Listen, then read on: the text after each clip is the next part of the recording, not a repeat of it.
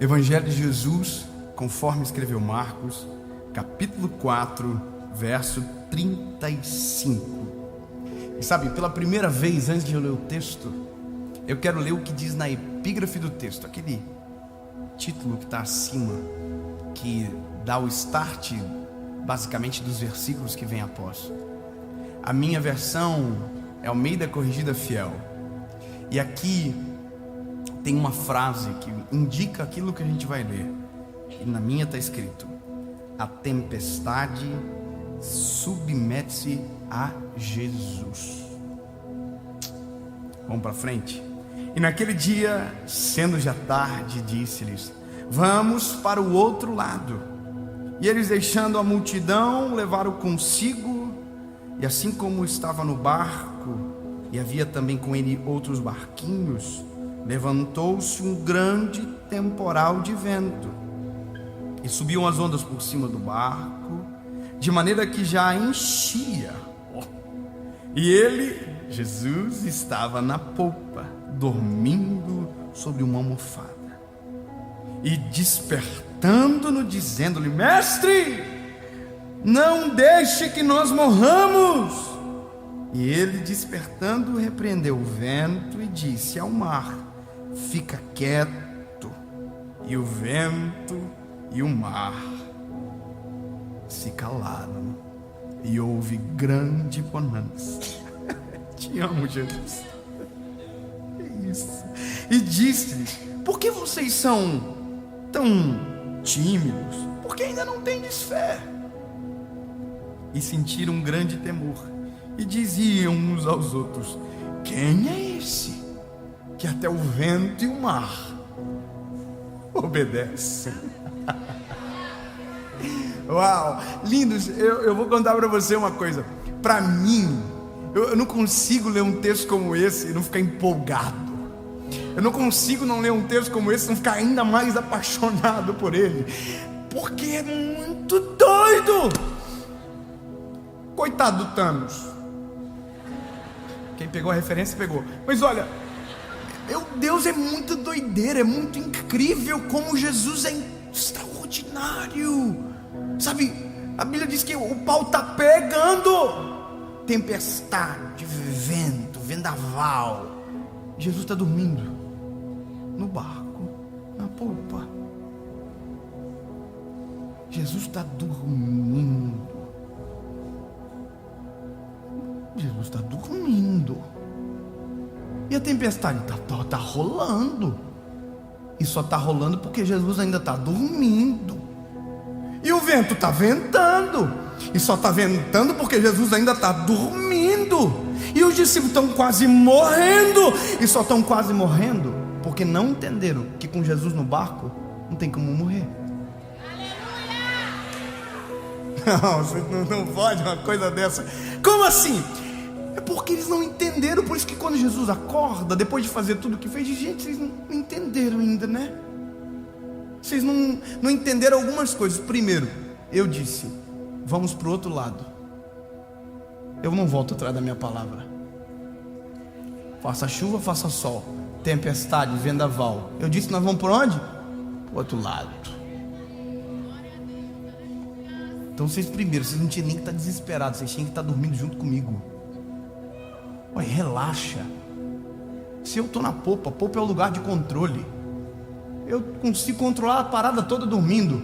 Dorme, descansa. Se eu estou no barco e eu disse que vou para o outro lado, nós vamos chegar no outro lado. Mas David, você não conhece a minha história. O pau está pegando. Mas Jesus te deu um destino. Jesus te deu um endereço. Jesus te deu um lugar que você vai chegar. Tem tempestade, mas se Jesus te deu um endereço é maior do que a tempestade. O destino que o Senhor te mandou ir é mais poderoso do que a intempérie que está no meio. E se Ele falou que vai acontecer, acontece. Você só não pode sair de perto dele. Mas Ele está dormindo. É porque Ele confia em tudo, inclusive nele. Ele é Deus. É outra coisa que a gente não entende. Ele deu o destino, ele está no barco. E a tempestade se submete a Ele. Eu vou te explicar o que é submissão. Submissão é entender a hierarquia. Quem se submete entende quem está acima e porque nesta ordem de hierarquia ele está abaixo.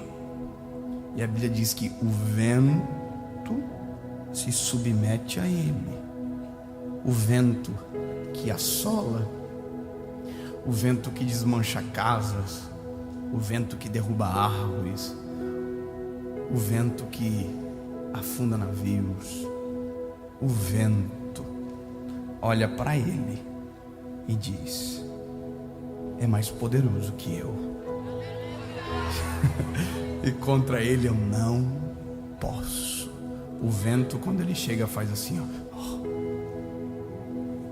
Ei, a Bíblia diz que o mar se submete a ele.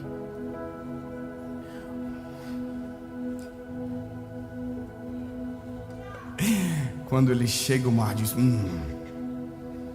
ele é mais poderoso do que eu. Quer dizer, o mar entende, o vento entende, o jumento entende, a sarça entende, a figueira entende, o passarinho que voa entende, os lírios do campo entendem. Oh, aleluia! A primavera, o verão, o outono e o inverno entende. A lua entende, o sol e as estrelas entendem. E eu e você ainda não entendemos que Ele é mais poderoso que tudo e mais poderoso que todos, e que não tem uma tempestade que não se submeta a Ele, e que se Ele está junto, a morte não pode chegar. Ele manda, Ele determina. Aí a doideira é porque Jesus está no barco sabendo que está indo para o outro lado. Mas nós vamos chegar no outro lado. Top. Jesus está dormindo. Soninho leve, né? As aguinhas molhando ele, dormindo. Que coisa, né? Você tem gente que acorda com vento. Tem gente que acorda com tempestade. Jesus só acorda com a nossa voz. Nossa, que delícia ouvir isso, não é? A tempestade não acorda ele, a adversidade não acorda ele, mas os filhos acordam ele.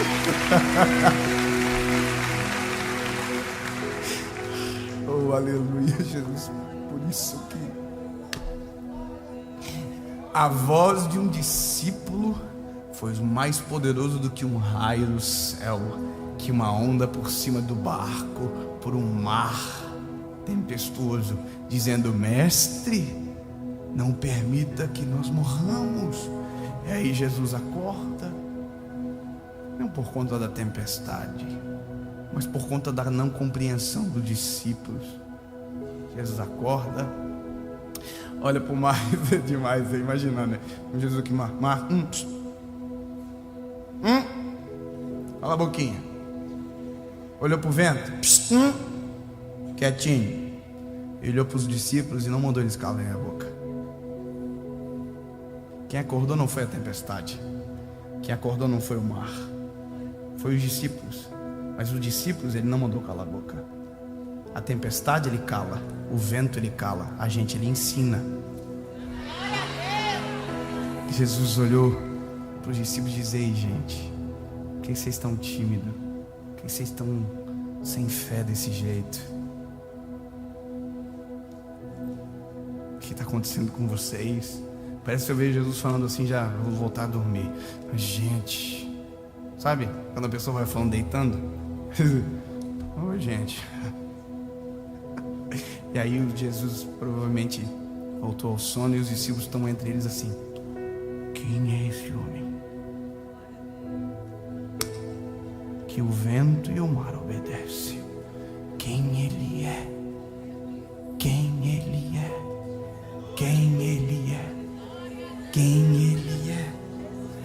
dizer para você quem Ele é. Ele é aquele que apontou o teu destino, está no barco com você e só acorda se você chamá-lo. As suas tempestades não acordam Ele, mas a sua voz desperta. Mas entenda, se o vento obedece, se o mar obedece, se tudo obedece, quem sabe não chegou a hora de a gente entender